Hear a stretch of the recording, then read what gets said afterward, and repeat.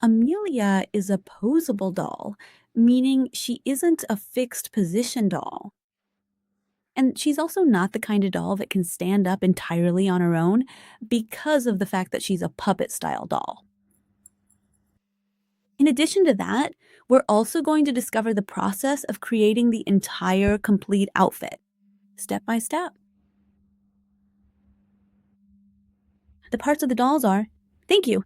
The visible parts are made of cold porcelain, meaning the hands, feet, and head.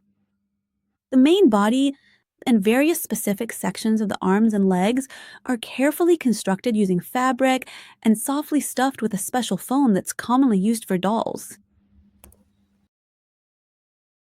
In this course, you'll find the entire step-by-step process.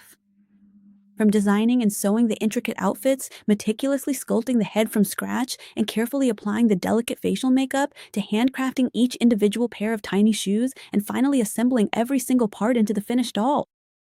I hope you enjoyed it. And here I leave you a step-by-step guide on how to dress this sweet little elf.